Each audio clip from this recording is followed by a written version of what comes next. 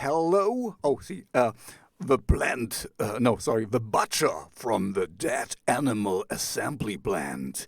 Thank you for joining me this morning, your evening, as we both recognized yesterday. Fortunately, early enough. I screwed it up myself a little bit. Can you please introduce yourself to the audience and say who you are, what you're doing in the band, and also maybe a little bit of your musical background, where you're coming from and where you want to go to? Oh, Oh. very much so. Hey. Hi, everyone. I am Zach Wager from the band Dead Animal Assembly Plant, and I'm the vocalist, founder. It's my baby, my brainchild. I do a lot of the programming, sequencing, stuff like that. And really, like, my background in terms of music, as far as production work goes, is kind of the origin story to Dead Animal Assembly Plant in and of itself. Because I was in a friend's band called Bound in Oblivion, which was another like electronic industrial band, and I had ideas that didn't quite jive with his vision for his project, and so Dead Animal Assembly Plant originally was a solo side project for me to just kind of like tinker around and give me an opportunity to expand on these ideas that were just in my head. Because my background is mainly in theater. I was a drama nerd in high school, did like local like community theater in Portland, Oregon, in the States. I was a part of a number of performance troupes. We did like body suspension on stage. I had my own for a while. So, exactly. So, even before I was the butcher in the band, I was basically butchering myself on stage. So, So you found a more healthier outlet, basically.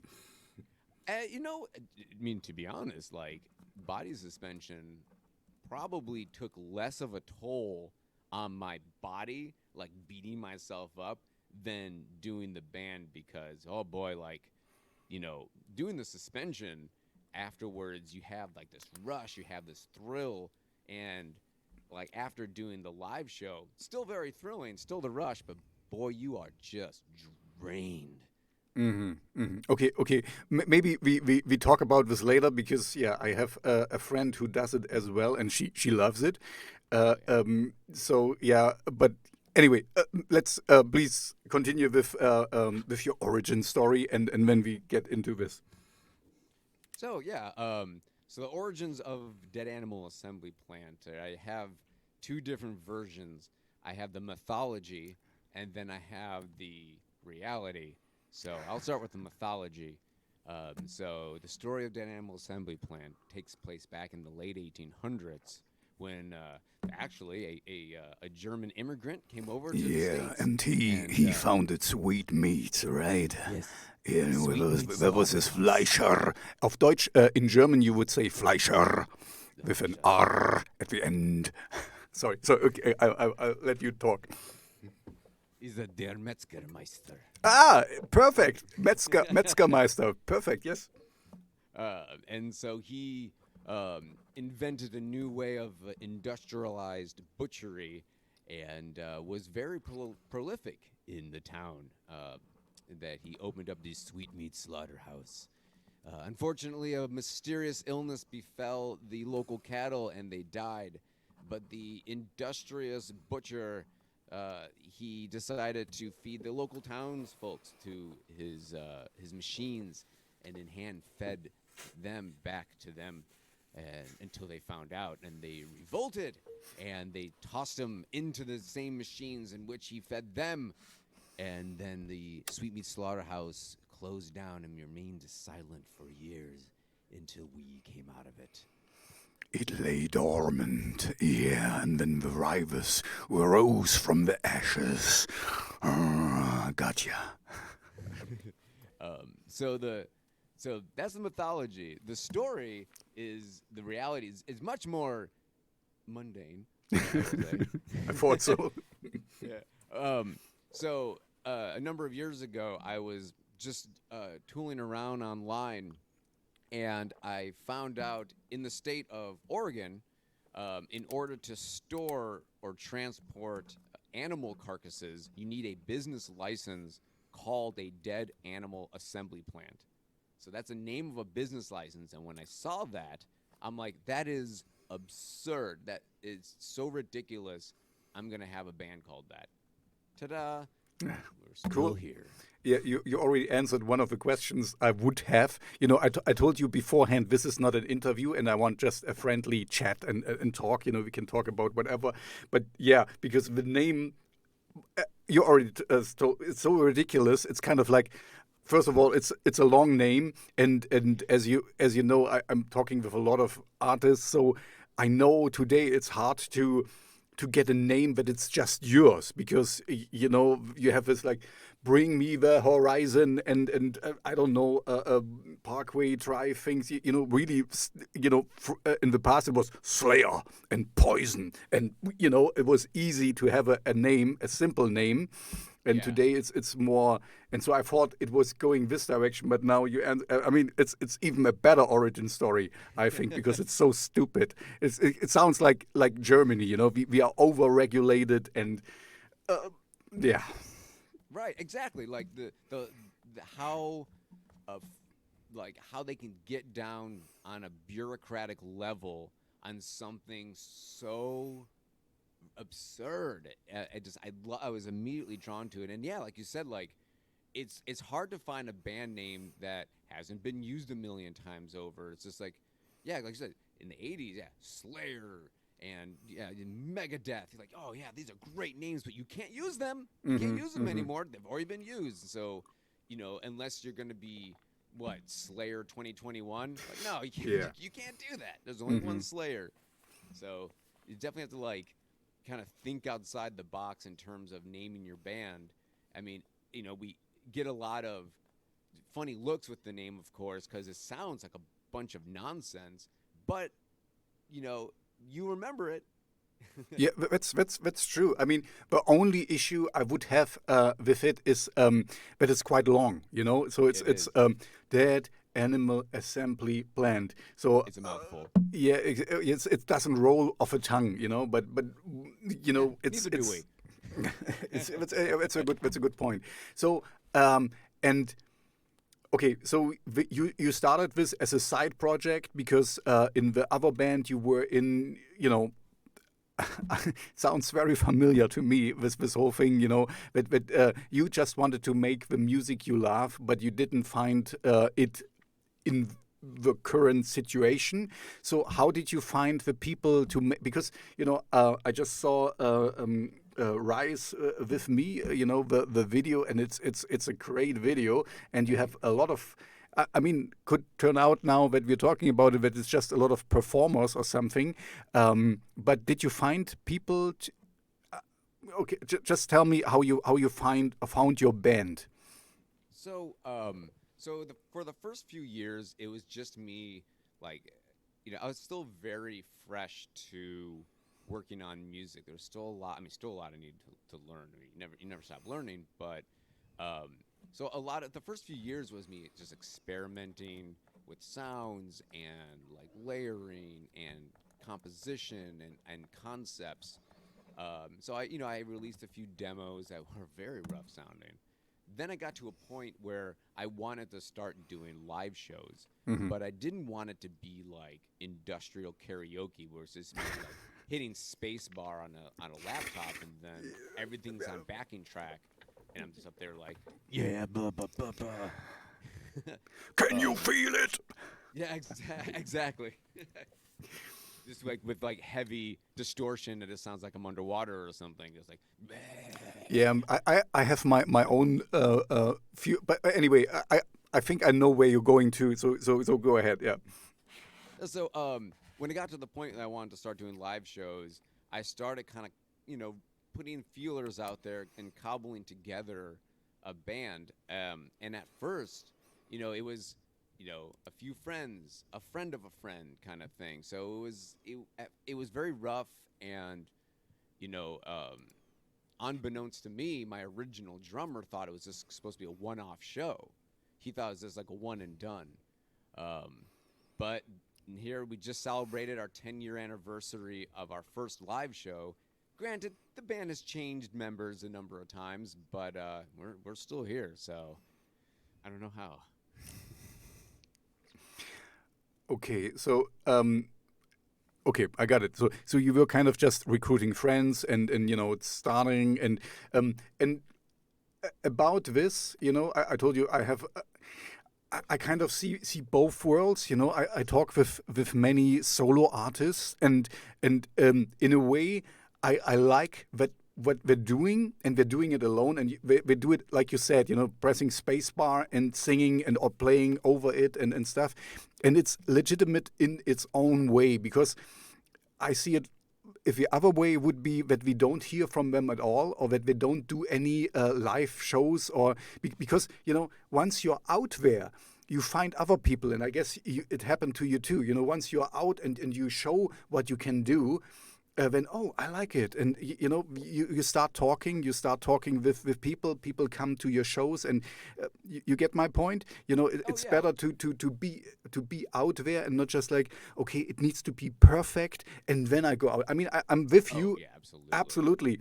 A real live band is something completely different because when you are having a pre-recorded show, then it's like 4 minutes 30 and that's it. The song will be this long. But if you have a real band, you just have a look around and say, okay, and the drummer, and one other loop, and you see the people dancing or whatever.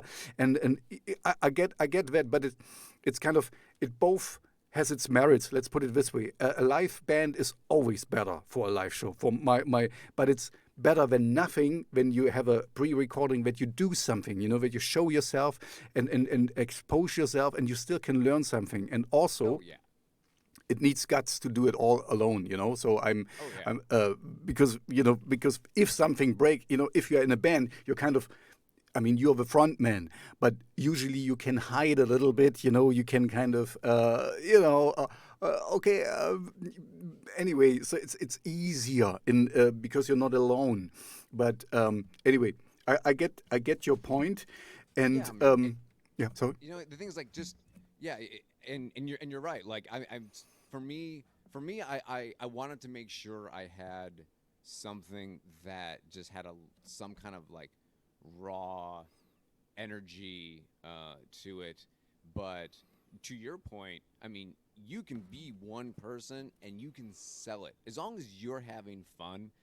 People will have fun, and you can be a one person show. For example, like Author and Punisher, one guy, and he like is next level. Like it would be weird if he had a band. I know I couldn't pull it off. Like, so I guess I kind of was like, I was seeing my own. The reality is just like I could not pull off just me on stage. And yeah, I like feeding off that energy of other people on stage and the people in the crowd. But it takes a lot of guts to stand up there by yourself because it's all on you, like 100%. But see, this is actually a little bit funny because you said you have a background in performing and theater and stuff, and if you've been in the theater, it's you should be able.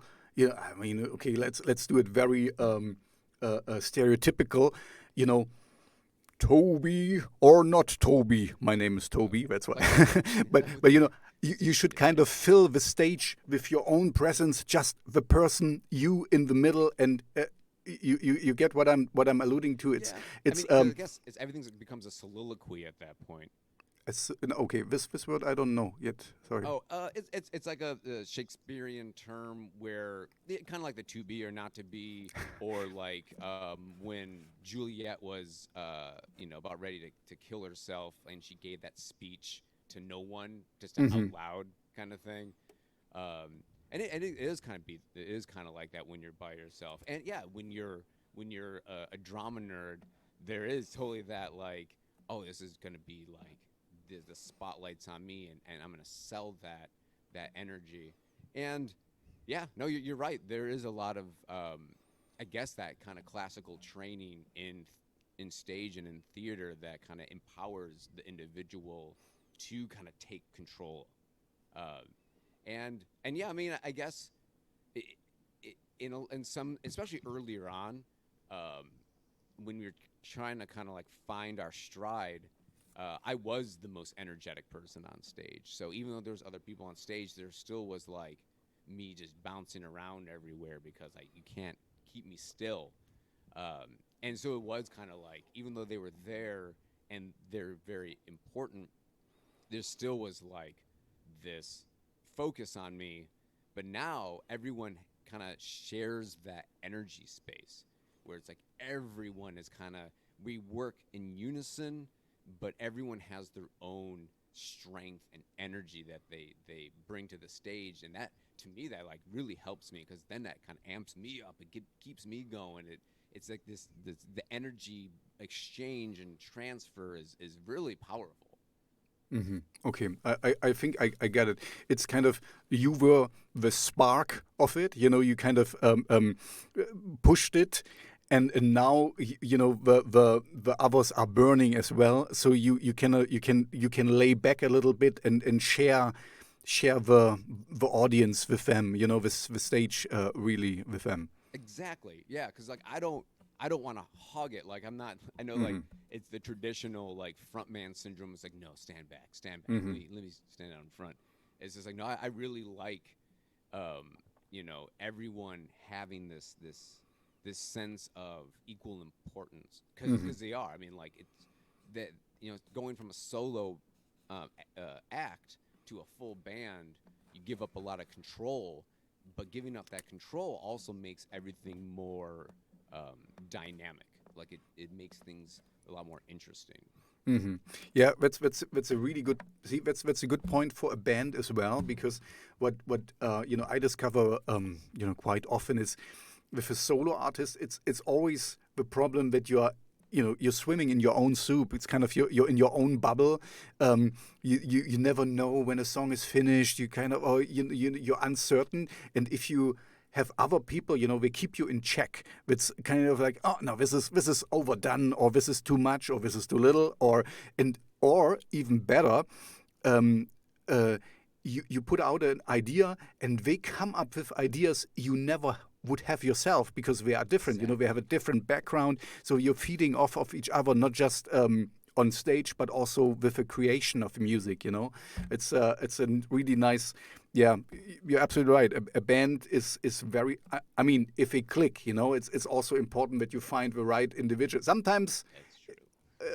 it can be beneficial to fight a little bit, but sometimes, exactly. You have to find your own.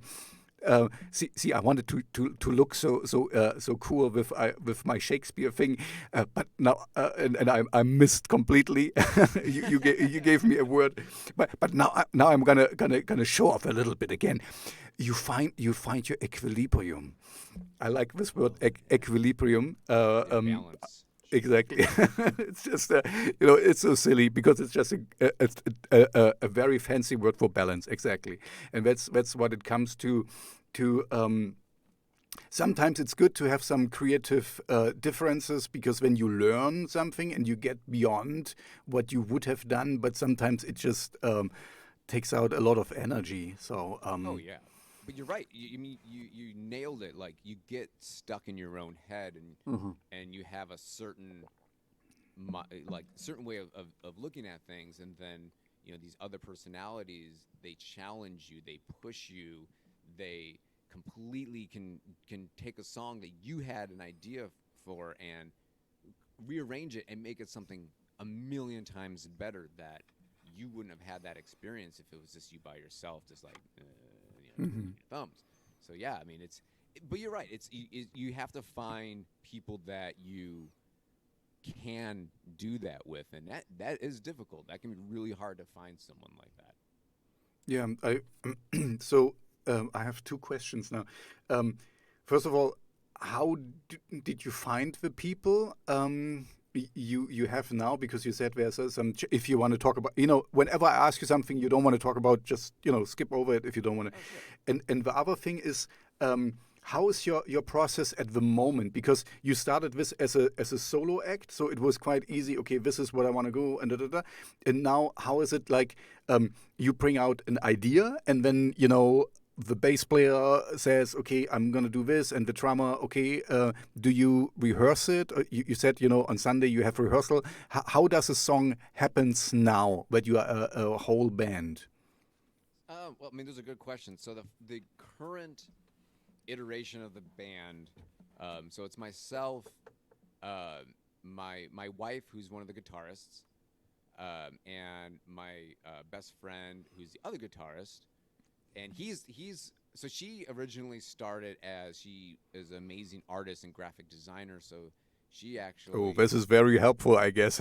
oh my god, it's I can't, it saved me so much money. I can't she's designed like our logos and our cover art, does the layout, um and and so and my other friend Eric, who's the other guitarist, he's the only other original member of the band from when we first started as a band, and he was actually the drummer at first, and now he's the other guitarist. Now you have three guitarists. Oh, how Uh, many? Now I'm losing count slowly.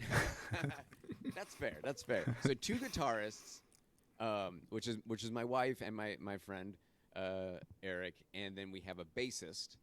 And our bassist, he actually started because he was like he was the boyfriend of our merch girl, and Okay. he and he's an amazing photographer. So he actually went on tour with us and was basically a tour photographer. And but he I didn't know at the time, but he is an amazing bassist slash guitarist, and we were in a need for one. So he's the most current member, but he's proven himself a million times over. And our current drummer is actually someone that I've known for the longest out of everyone. We used to do, kind of bring it back around, we used to do body suspension together. So we used to be in these performance troops years ago. And then he's an amazing welder, and he made me like my metal mic stand and a bunch of cool stuff for the stage. And then eventually he became the drummer. And so that's the current version of the band. And our writing process is it's kind of all over the place. Like we don't have like a specific format, but I'd say like maybe the majority of the time I'll present like maybe a rough foundation, like a skeletal track of a song, or even a vague idea, and then I'll sit down with one of them or a few of them at a time, and then we'll just kind of like riff off of each other and just kind of build up off of it, and Okay.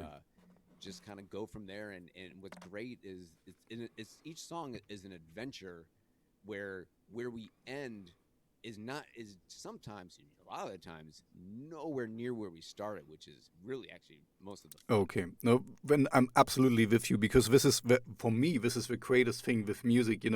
It's kind of it. You can run in every direction. It's always as long as you love it, everything is fine. Everything is allowed. It's there is no wrong or right. There is just okay.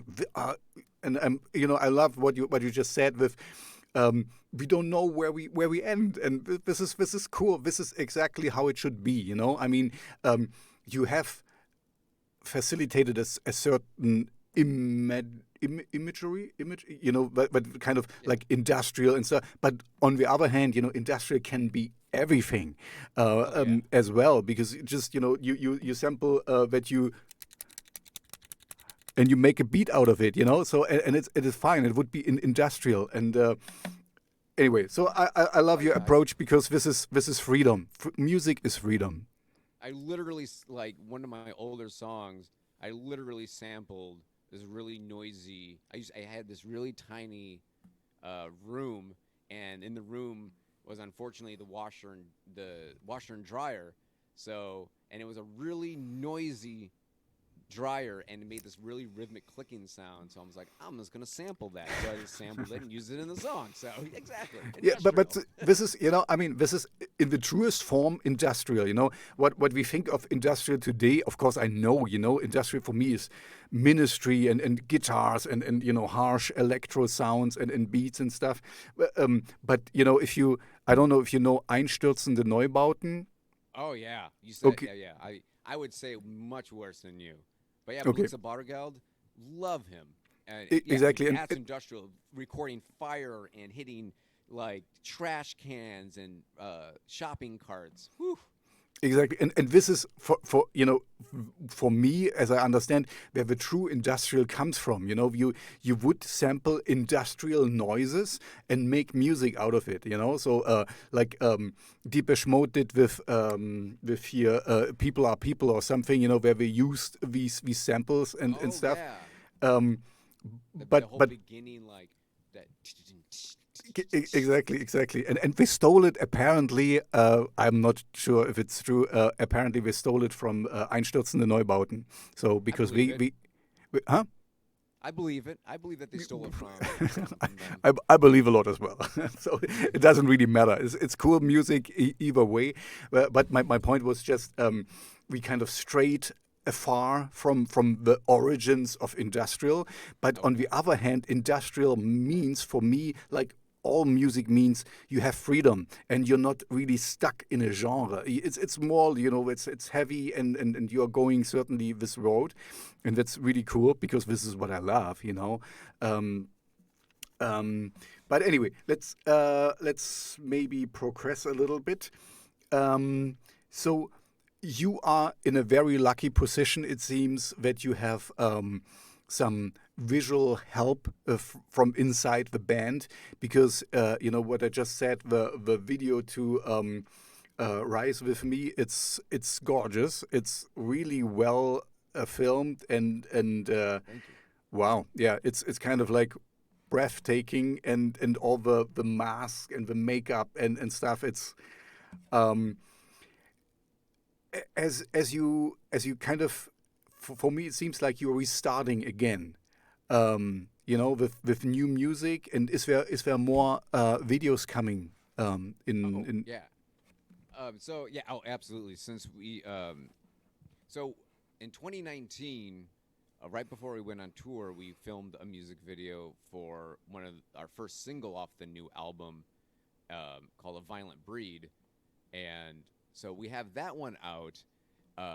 And then, of course, the pandemic happened and it messed timelines up, as it did for everyone. Um, so now, even though that video is technically for a new song, it's also now old.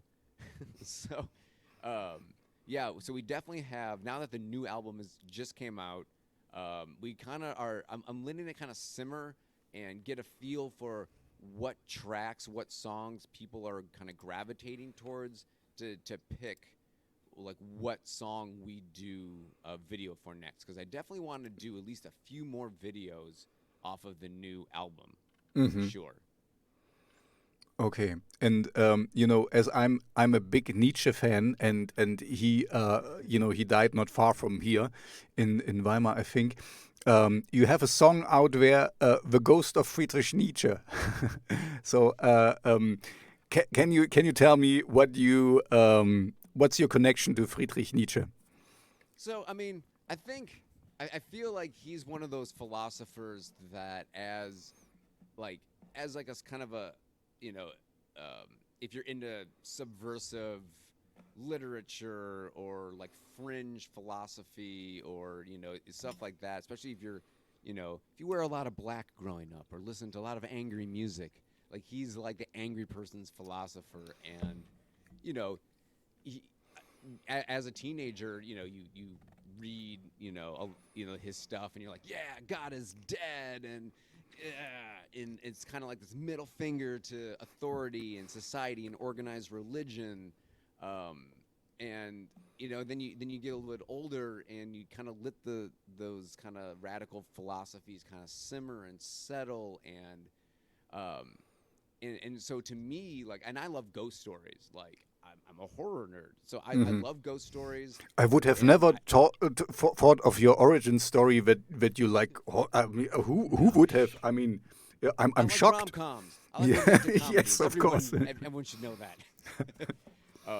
So like, for me, like the philosopher has always been, Friedrich Nietzsche has always been someone that I've um, liked. Obviously there's problematic philosophies that he has, but there's a lot of really solid But ideas. also, I think I'll let you finish. But it's also a little bit construed by his sister and misused by the Nazis. If you talk about the superhuman Oh or yeah. the Übermensch or something, he didn't, as far as I know, he didn't meant it this way. He means to overcome your own self, to become better, to strive for more. But anyway, sorry, go No, ahead. but no, you're 100% right. Like people have, I mean, and that's a problem with ideologies and philosophies and even religion is that they can be completely twisted and manipulated from their pure source and meaning to fit any kind of messed up Hmm. justification. Yep. Like you said, Yeah, for like the example, Crusades the or something, Nazis. now Oh the God, yeah. Bible tells us to laugh why your neighbor and give him the other cheek or whatever, but you can kill, of course, all the infidels or something. Oh Yeah, yeah, okay. I mean, isn't one of the commandments "Thou shalt not kill"? Yet, how Oh, many there people was have one, died yeah. in the name of God? So, so I wanted to write this song that was like a ghost story, but it was almost like a hallucination of like the ghost of Friedrich Nietzsche coming to me in a dream and like warning me of like terrible things to come and so I wanted to be like this kind of fever dream ghost story hallucination kind of thing. Okay, cool. Yeah, I'm a big Nietzsche fan. I don't like all his books, but my favorite is Beyond Good and Evil, because for me it's the thing I didn't got it in the beginning because it was like I was reading something and then, oh yeah, Nietzsche said, and yes, this is true. And in the next sentence, he kind of said exactly the opposite. And I was like, what? And then I finally got it. Think for yourself. That's the message I got out of there. Don't take anything as face value. And just use your own brain and um, think for yourself. And that's what I got from his philosophy, and also try to strive to become better, like with a Exactly. I mean, and superhuman. like even the concepts of like good and evil are there's what's an absolute good, what's an absolute evil. It's Hmm. so subjective. It's basically how as humans we justify and quantify elements of our existence Hmm. is by saying, well, this is good and this is bad, but you can't empirically, universally make that statement for everyone. I mean, Exactly. maybe there's shared ideas that we like, well, yeah, you shouldn't do X, Y, and Z, or else you're just a terrible person. And we can all kind of agree on some things. But then again, you're going to find that people that are like, well, I think it's okay to do this, generally because of religion, because my magic book says I can do it. Hmm. Hmm. Yeah, and exactly. No, this is okay.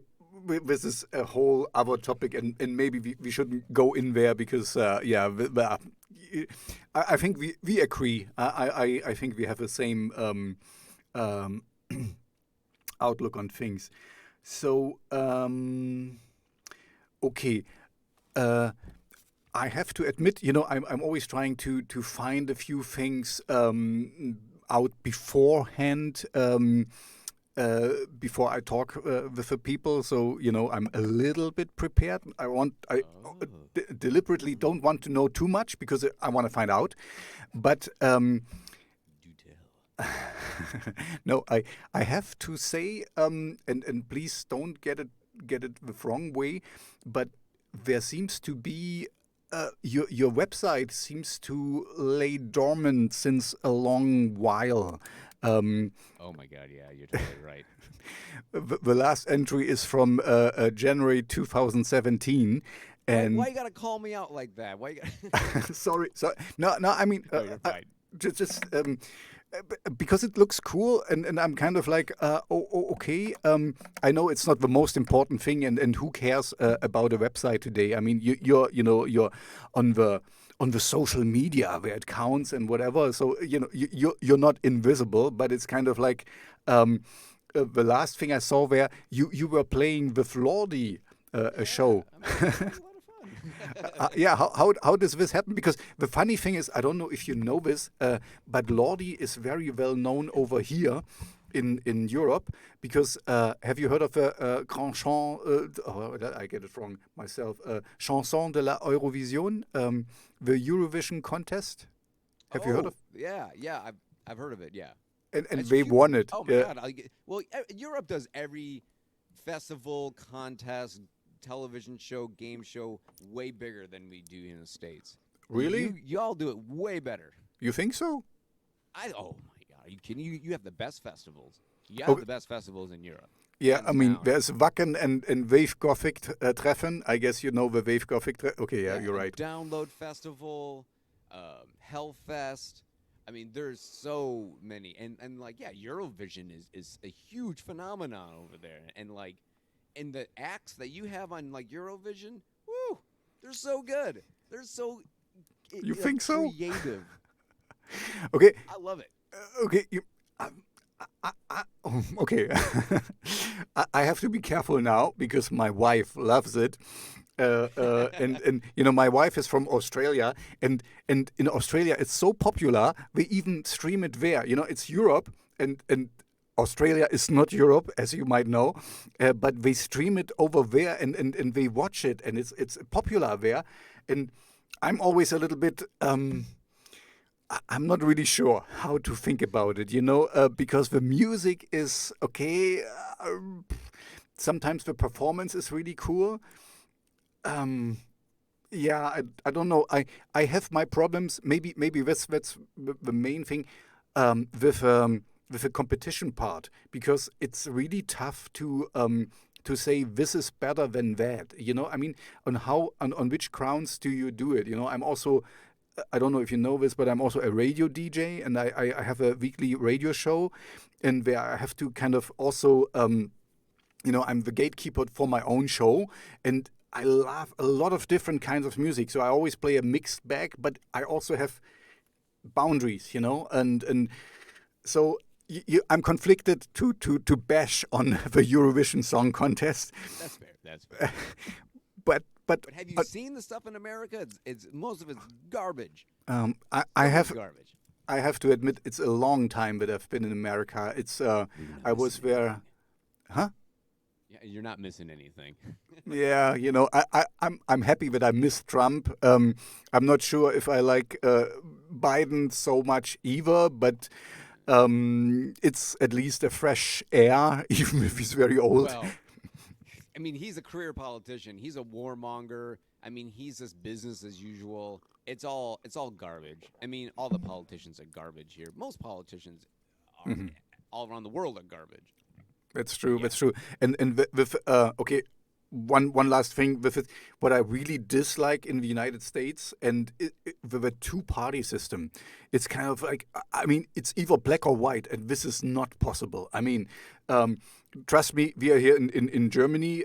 We have a lot of more parties, and it's not perfect at all. I'm still struggling every time when I go to vote, one I vote for. I always vote for someone else, for a different one. But at least I have a few choices. I have 5 or 6 or 7 choices I can do, and you have only this or that. I And mean, we do have independent parties like the Libertarian yeah, Party or but like but the they don't Tea really parties. count. That's it. I mean, because they don't have the money. It's Mm-hmm. all the money. You need the money. And so the Dems and the Republicans, they have all the wealth, and that's what really controls things is, your business interest. Yeah, and this makes it so, they're so monolithic because they have to kind of pander to everyone, so we're pandering to no one. This is kind of my thing, it's kind of, it's like, they're I don't know, you have to kind of be a pool for every opinion, and this is impossible. You cannot be everyone's opinion, so it's Anyway, let's move on to some nicer things. Sorry, because this is a rabbit hole. You know, we can talk forever and go nowhere, basically. So anyway, let's stay with a nice fact. We started with Lordi. So how did it happen, and how was it with Lordi? Because I know him from the Eurovision Song Contest. That's why I came to this. Oh yeah, that's right. That's where we And started. and I think they're really fun. It's okay. We're making okay music. So how did it happen, and how was it? Um, First, you're right. The website is very outdated. I'm actually working on fixing that soon. Actually, like that's my goal for this month is to completely update the website. So yes, you're right, and I'm Perfect. happy you called me out on that because that is just a reminder that I need to get off my butt and I need to update it. Yeah. So Lordy, Happy to help. yeah. Oh, God. I used to do when I was a kid. I would do HTML, but like I haven't done web design in so long. I'm just like I don't know what to do anymore. hmm Yeah, me too. Um, If you would check my websites, I'm no better. So I'm who sit in the glass house should not throw stones. oh But yeah, yeah. Don't I throw just did. stones in glass house, but you can. People still anyway. But Lordy was fun because so they were touring the states, and we since we've been playing in Portland, Oregon for so long, we know most of not all, but we know most of the promoters, especially the metal promoters. In fact, like metal, yeah, industrial. I mean, I love industrial. That's like at the heart of me. But the metal community has been the biggest supporters in terms of coming out to shows and the people that we played with. We started out, doing a lot of industrial shows, and then it kind of like evolved into doing more metal shows. Uh, and so But I when they were see I coming, see even I don't see for me it's an overlap. If I okay, sorry that I distract you now, but the thing is, I really hate this thing. You know, you have it a lot with death metal or something that's not true death metal, or this is not true that, but most of the metal fans I know are very broad-minded and would go to a lot of different kind of shows, even electro or techno or something, just to have fun and dance and stuff. Of course, not right now, but um, so um, I think you fit in there perfect. That's the cool thing with industrial. What I tried earlier, it's kind of it fits a lot of genres and none really. I mean, it's its own genre, but it's kind of an umbrella. You can go to a lot of You could also play an electro pop. Nah, pop maybe not, but an electro festival, and you'll be more on the harder end of it, kind yeah, of. I mean, like we've had the chance, like we played with like rockabilly bands and horror punk, and Exactly. we played like Not Fest, which is a hmm whole mix of different kinds of like hard rock, metal music, um, and that's something that's like, but you brought up a really good point. Is like you have certain purists, if you hmm will, like, oh, if it's black metal, if it's not like growling and blast beats, uh, then it's not real metal. hmm Or I mean, and I've found like in Portland, and maybe I don't know if it's most of the states. Maybe I see it a lot in the West Coast.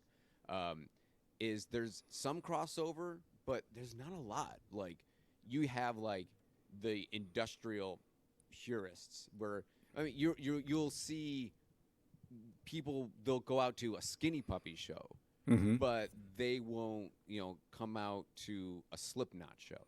So you get some crossover, but it's still very segregated, and I find Okay. that really weird.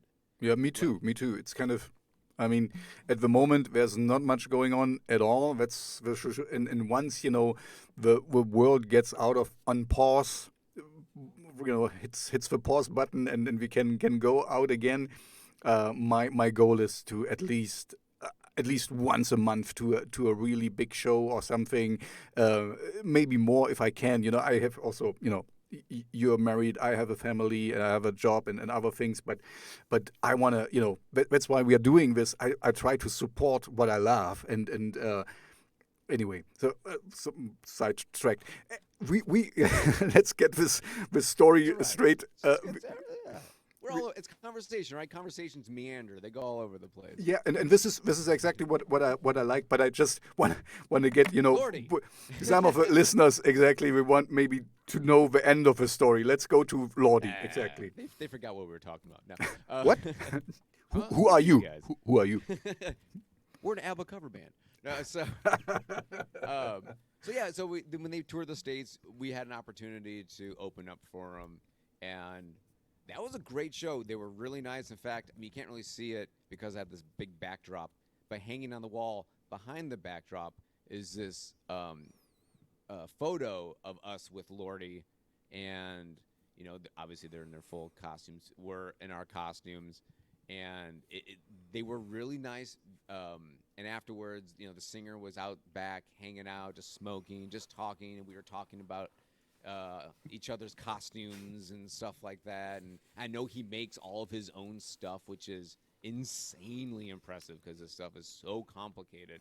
And they were just really chill people, and it was actually really refreshing because they do have this kind of larger than life kind of stage personality, and then when you get to talk to them off stage, and they're just like, oh yeah, so how's it going? Exactly. This is one of the reasons why I started kind of this program to get it to know people, because you are one of these guys who have a very strong stage presence, and they would be the same, and I want to show the people behind it, I mean, in a way, kind of disenchanting them also, kind of pull apart the curtain, but also show that, everyone in Germany, we say everyone boils with water, and everyone, has a family and has other hobbies and stuff, and I don't know, we like cooking or baking. Pardon me? We all bleed red. Yeah, exactly. That's how you would say it in English. By the way, how did you? I guess this happened more by chance that you kind of assign your own costumes to each other or so, or that you how well thought was this mythos or this backstory of you? Did it fit in with a making of the characters, or was it just like, now you are in the band, we need a character for you, and it's kind of the opposite way? So the story came first, and I mean, what's been kind of nice is like we definitely help each other develop the characters, but this kind of like universe that we created with the butchers and the slaughterhouse, we left it open, kind of open world enough, so when we would pull in new people, they would develop their own characters, they would develop their own makeup style and their own backstory, and we would all help each other, of course, but personally, I didn't want to be like, okay, you're that character, you're that character. Okay. I didn't want to assign roles. I wanted to be more organic and people to feel more connected to their characters by developing their own characters. Yeah, this goes back to the thing like you write music as well. That you kind of give a starting point, but you don't. You're not a control freak. You don't tell them, okay, it needs to be exactly this and that, and we're back to the freedom thing with music or art in general. That there is no right or wrong. Okay, so while we are on the topic, this is usually a fun question I do in when we're near the end, and we are almost. I mean, we have some time. I don't know how much time you have. I didn't ask you beforehand. But okay, let's see how far we will go, because live shows, live shows is the really cool stuff. Can you keep it maybe PG-13? Is there any funny mishaps or behind the stage, on the stage stories, or driving to to the club or something where you had a flat tire or got a hiker who was really strange? You have any story you can share Oh, with the audience? yeah, oh, yeah. Oh boy, I can. Yeah, I can just jump through a few. Well, so in 2018, when we were on tour, we were playing in Arizona, and so we have, I thrash around a lot. We all thrash around a lot on stage, and so there was this one part of the song where I was like headbanging, like thrusting forward, and at the same time, uh, my wife was bringing her guitar up, Ooh, and it ooh. caught me right in the corner of the eye, and it knocked me flat on my back. I just went right in the middle of a song, just down, just boosh, and didn't miss a line. I almost blacked out. I almost was out. And I felt my face and just blood, just, and I had no stitches. I still have a nice scar in the corner of my eye. And if it was just like maybe this far over, I would have no eye. Like my Oh, right wow. eye would be gone because You would be it a pirate. literally caught. Yeah, yeah. I mean, I could have rocked that too. Get a fake eye, take it off on stage, and throw it into the crowd. And just to poke you a little bit, and the night before, you put down the toilet seat and you emptied the dishwasher and everything was fine with your wife and you. Oh yeah, totally. So it was not a Totally not. accident. Yeah, that's what she said. Yeah. She said that. Okay. Um, No. but yeah, but not last year, jeez, 2019. What year is Mhm. it? In 2019, when we went on tour, so that was our first like national tour.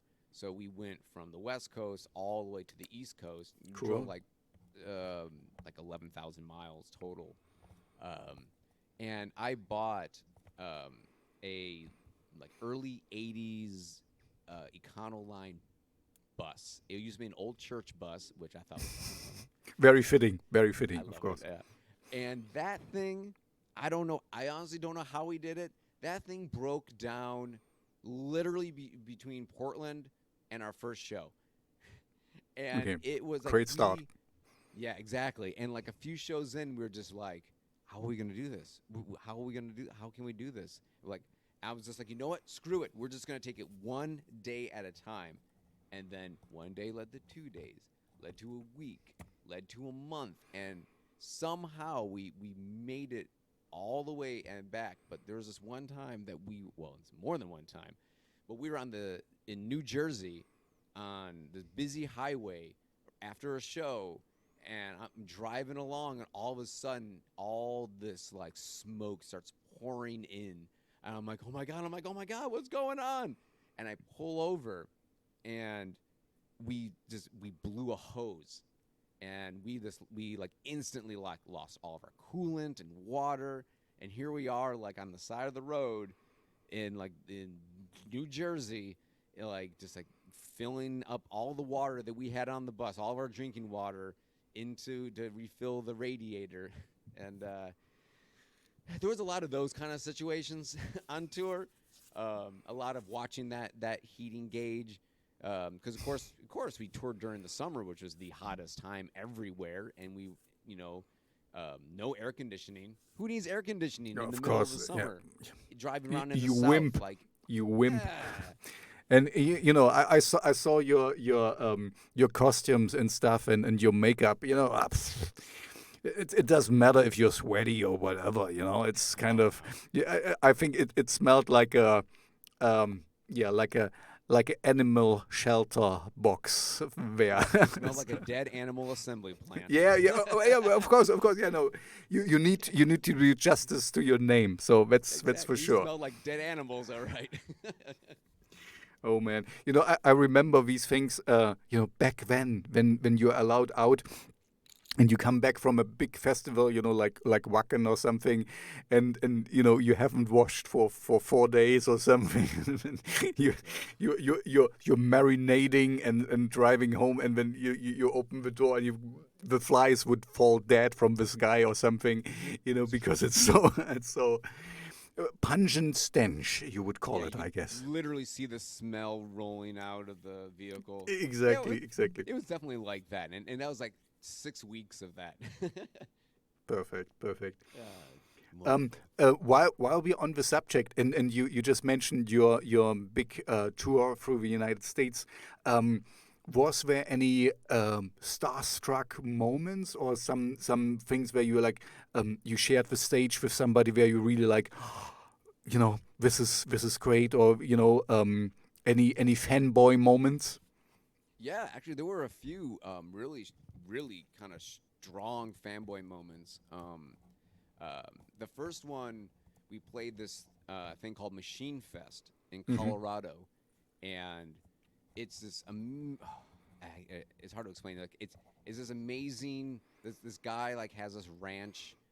He builds robots for like military stuff, Cool. and so he's like a genius, and so he basically just pays his favorite industrial bands to come out and play, Hmm. and they have like the big battle robots, and they destroy things while you're playing. It's intense, and so we played with Hate Department, and I've been a huge fan of Hate Department for a long time, and that and being able to share the stage with them and becoming friends with Steven, the vocalist, the brainchild of Hate Department, and being able to like stay friends with him was like it was really cool, and he was so nice, and he was just such a sweet guy that it was one of those moments where I was like, I'm starstruck, but you're being so cool right now. And then near the end of the tour, we played Wasteland Weekend, which is the big post-apocalyptic festival out in California. And you remember the band Godhead? Yeah, Like but I have to popular in admit, early 2000s. hmm, I have to Um, admit I don't know them so well. I know the name, but I don't, nothing comes to mind from music wise. yeah, that's fair. Uh, so we got to play the guy, the singer, writer, brainchild. His name is Jason Charles Miller, and he we were sharing the stage with him at Wasteland Weekend, and we got to hang out backstage with him in the tent. And again, he was, here's someone that I grew up listening to, and also like my wife especially, a huge fan, and this was like one of her music idols, and us being able to like talk and hang out and eat. And what's great about it is like, you meet a lot of people on the road, and you get a lot of those handshakes and hanging out, and everyone's Hmm. friends, and then you never talk to them again. Yep. um, but like these people, I've stayed in contact with. In fact, I was on um, Jason Charles Miller. I was on his Twitch show recently, and did like some role, like a role playing game, online role playing game with him, and it was just like really cool. So to meet these people that you're like, hey, I grew up listening to you, like you're one of the reasons why I do music, and you are treating me like a friend, and it was Hmm. really humbling, and just like and and that same night at Wasteland, we in fact right after us, Louis Fleischer from Germany, famous like body modification artist from over there. He was there, and I obviously from doing the body modification stuff. He has this thing called Aesthetic Meat Front, and he huge huge following, huge influence, like one of the old school like eccentric artists, and it was just like being sandwiched in between like these amazing artists was just, and everyone being so nice was just such a really profound experience, and it kind of teaches you that you can be confident in what you do, but you don't have to be arrogant. Yeah, you don't have to be an asshole. That's a good Exactly. that's a good point. It's kind of enjoy what you have, and then also I have to admit, I also don't get the concept that you cannot be happy for others. That they are going ahead. I told you I played in punk bands and stuff, and we kicked out one of our drummers because he was so unreliable. And now, years later, you know, he played Wacken in front of 40,000 people with his other band. He's joined. What's the name? Heaven Shall Burn. Oh, I don't actually, know. I think I've heard of them. You might have Sounds heard quite of them. familiar, actually. Yeah, they're quite big in South America. Anyway, my point is, I'm not feeling like, no, this guy he made it and then, no, I'm like, oh, this is so cool. I know him. I used to play with him and it's stuff. It's so cool. I'm more I'm more happy for the other people. And as we are talking about being happy, I found you that animal assembly plant. Sorry, I had to read it. It doesn't roll off the tongue. I'm really sorry. I found you because your video was shown in the new Apocalypse tour. I don't know if you know this from Fleischkrieg. They are from LA, also industrial metal band. Oh, yeah. This is how I found you, and Oh, okay. uh, Nice. um, and now the kicker. And sorry, I'm gonna distract a little bit from you, but I think you will be happy as well because through this I also found another band.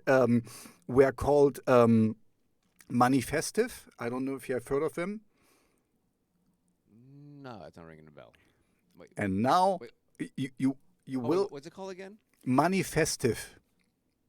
Oh, wait. No, okay. I have heard of them.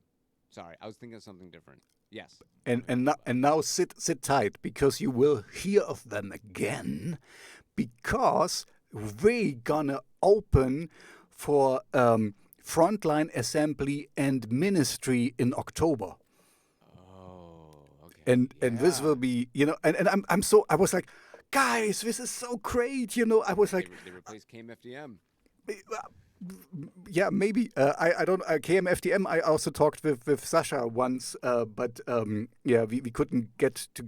Anyway, the point is, I'm happy for them. I'm not like. Why should I be jealous? It's so great that they and afterwards I'm going to talk with them again because I just had a talk with them and then I will talk with and then I'm going to ask them how was it with ministry and stuff.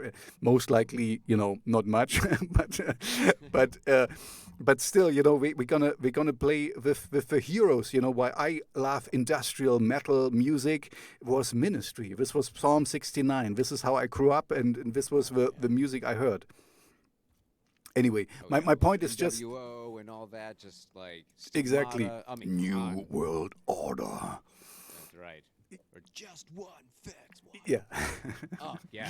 or Jesus built my hot rod. I did once the big mistake, as I had long hair and stuff, that I thought, I was going to a club and was kind of requesting to play it because I wanted to show how cool it is and what music I like.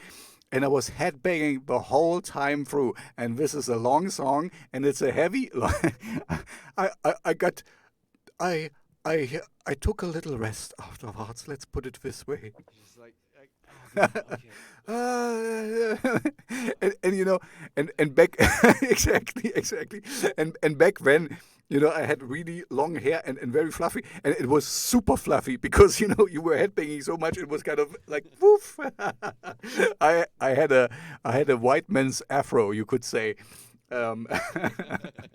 It was great. It was great.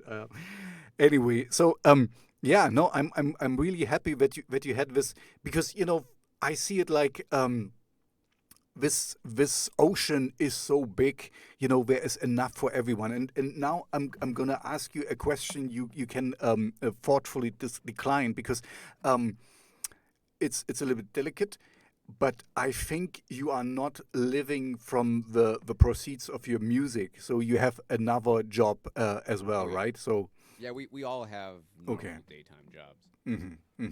but you're still doing quite well. I mean, even with your pause, with your how you enforced break you had to do. I guess it's you have been you have worked yourself up to a certain status, so it will not be completely coming out from completely nowhere. Yeah. So it shouldn't be so hard. So what's your is there any plans to come to Europe? I mean, not right now, of course, but is there something on the horizon? I hope so. I mean, like that would be a dream. And the thing is, like the label that just released the newest album, Armalite Industries, is based out of the UK. It's the same label that like Pig is on. Hmm. And like to me, like I'm just like, hey, I mean, I want to. We played with Pig before. I love Raymond Watts. He's one of my like, again, he's one of my musical idols. Um, that yeah, if we can figure out a way to get to Europe, that I would die happy if I could do a tour of Europe. Like that would just blow my mind. Like two things: Europe and Japan. Oh yeah, If I Japan could would be do those cool. two, Mhm. like do that, I would be like, that's it. I'm cool. And don't forget South America. Oh god, For whatever reason, industrial metal is really big in South America. they go hard. Like in Mexico, like Central and South America, they go hard. They love like just oh yeah no their energy is beautiful. Hmm. There's just something like maybe it's because it's like jumping on a plane and traveling over an ocean to get to Europe and to get to Japan. How it kind of feels like this like far off land. And Where it's and like, and oh, that's and you kind of that's what you mean with South America is not so far away. That's what I you mean, mean. it's far, but yeah, I mean It's that closer. that it is. Getting to like Central America to be able to play a place like Mexico is especially it's not that far away from us, and yeah, we would love to play Mexico. Like um, that is a dream because yeah, they just go balls to the wall with music and shows and their appreciation of music is incredible. Hmm. Yeah. So because I'm getting a little bit hungry here. I haven't had breakfast yet. Uh, I would wrap it up slowly if it's okay with Sure. you. Um, do you have any? So what? I mean, the new album is out. I just gonna put it on screen again. Bring out the dead. And it has 12 songs. Iron Face 2021. What can we expect from Dead Animal Assembly Plant in the future? So So what's your yeah? Just go yeah, ahead. so yeah, the new album "Bring Out the Dead" is out via Armalite Industries. We also just recently there's these Belgian artists called Mothmeister. Um, they're like surrealist visual artists, photography. We just collaborated with them. They released their second art book, and we did a 9-track soundscape for them. So if you can go to their Etsy page, and if you get their new book, each book comes with this free soundtrack, essentially, that go with the photos. So we have the new album out, we have that out, and now what we're gonna do is, since things are slowly starting to open back up, bands are starting to tour, or not to tour, but booking tours. We're gonna go back. We're dust off all the cobwebs and get loosed up again, and we're just looking forward to hitting the road again. So once we're able to do that, yeah, we're gonna hit it hard. We're gonna support the album the best that we can, even though it's hell will have already been out for a number of months. But we're really looking forward to touring again. And yeah, anyone on Europe, if they want to fly us over there, we're ready. We have our passports.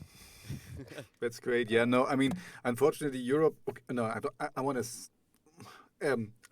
I want to not end on a not so nice note, but yeah, Europe is a little bit sluggish. Let's put it this way. That's what I've heard. That's what I've heard. That's sad. Yeah, no, I'm not so. Okay, no, let's. Okay, so you have a new album out. There is the collaboration with Mothmeister, was it? Yeah, Mothmeister. Mothmeister. So there's things to see, and And this month there will be an update to the website as well. So Yes. things, wink, wink, Yeah. things to look forward to. So yeah, thank you very much. It was a lot of fun to get to know you, and I really, I mean, if you ever come to Europe, please let me know. And if you want, of course, I have I mean, you're currently in my Spotify playlist, but of course, if you send me your music, I can also play it in my weekly radio show, um, and promote it a little bit, Oh, you know. sure, absolutely. Um, and I can so, certainly yeah, do that. thank you for your time. Yeah, Um, thank you for having me. This was a lot of fun. I really appreciate it. the pleasure is all mine, honestly. So, all the best, and talk to you soon. I mean, at the latest when you're in Europe. Well, you enjoy your morning breakfast, sir. Oh yes, I'm gonna have some eggs now. Fantastic.